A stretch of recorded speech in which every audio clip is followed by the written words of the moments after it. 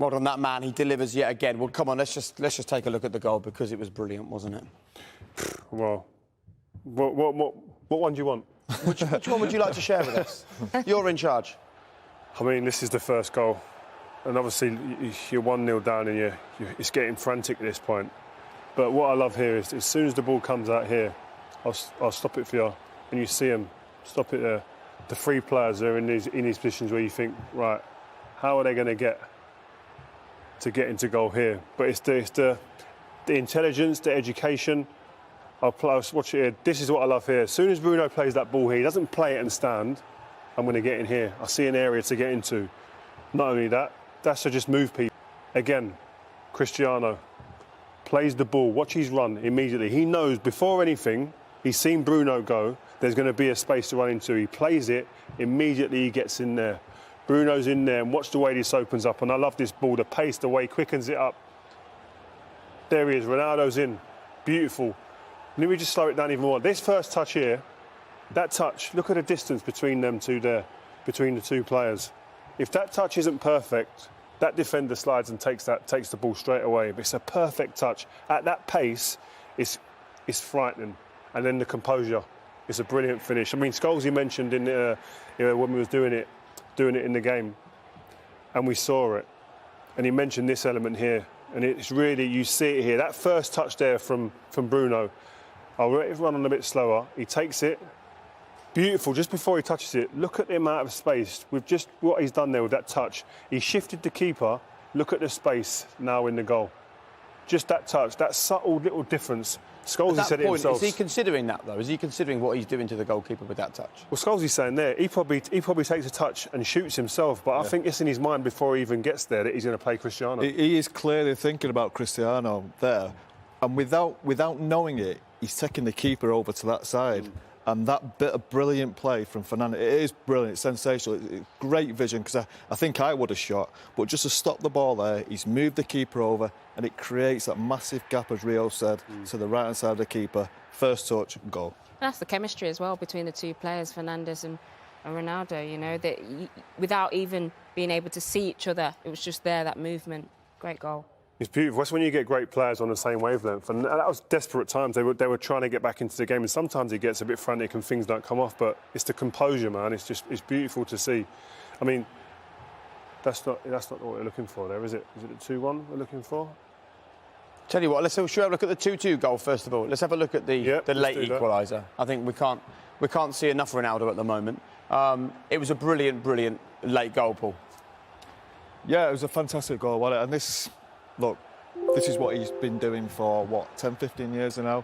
You know, people jump up in the studio, we all get a bit excited, but it's just something we expect from him. It's absolutely brilliant. Again, he's pulled his team out of the mire from a really poor second-half performance, especially. It's just a brilliant finish. It's just instinct. He knows where the goal is, and it's technique as well, pure technique. This man is, as Rio said before, what more can you say about this lad?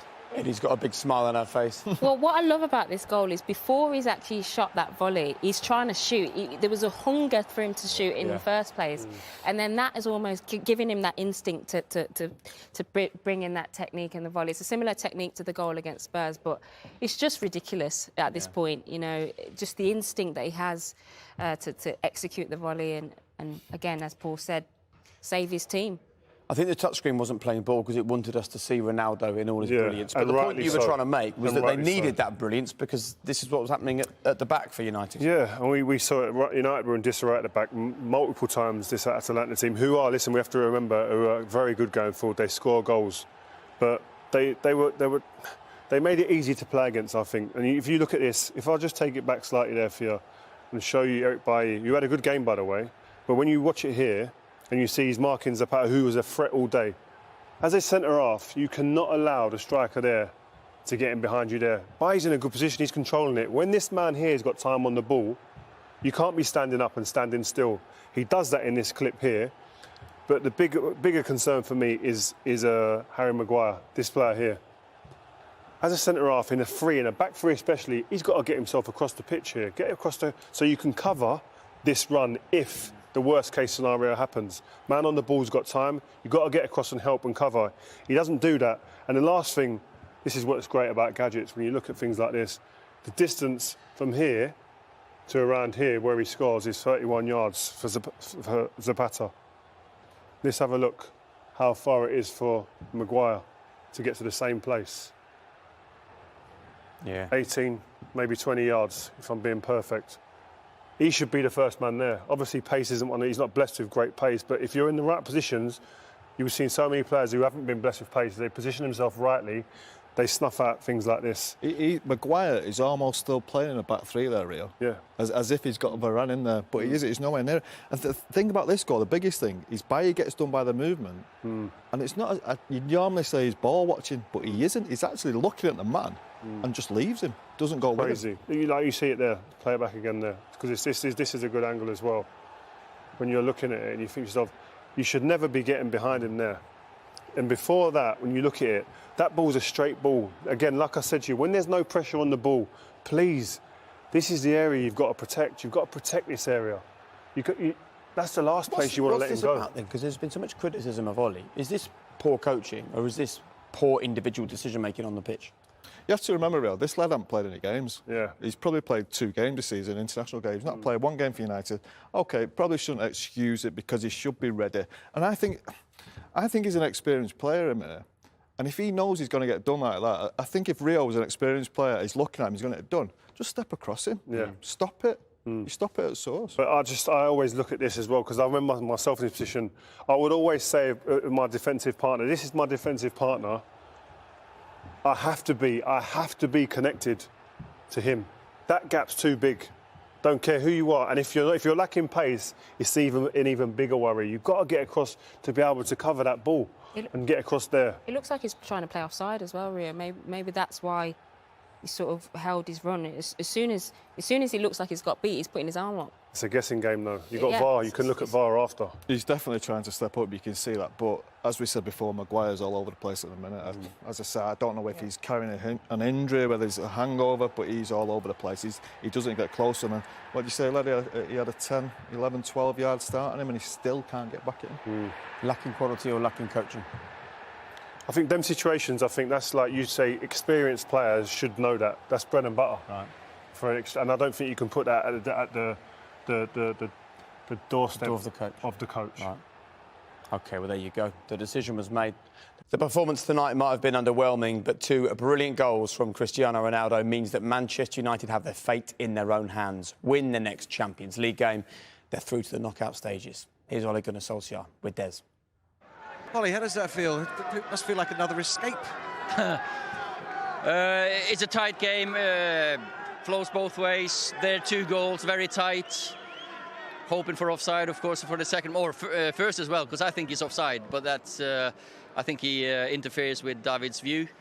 And the second goal is very close, good pass, good. But Cristiano is just incredible. That's what he does. If there's anyone you want the chance to fall to in the last minute, and a difficult chance, he keeps his eye on the ball. His technique on that volley is incredible.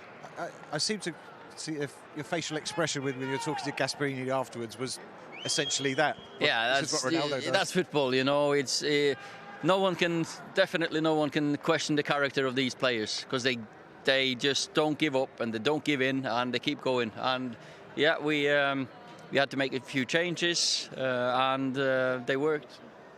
You're looking for improvement in that first half, weren't you? There's a lot of sloppy balls being passed around. You were looking for more width, but then it suddenly clicked for the goal. The goal was a proper team goal, great quality on the passing.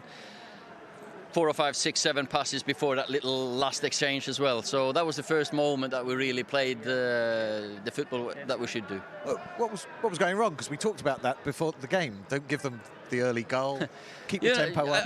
As you say, sometimes you don't plan to concede a goal. I still think it's offside, interferes with David's view, and normally he'd save that one. And you're at a difficult place. The atmosphere was electric, and they're a very physical, aggressive side with what's hard to play against. It didn't help losing Varane. No. What was the early diagnosis there? And you had to go to a back 4 as well. No, he felt his hamstring. And that's, of course, you can't take any risks.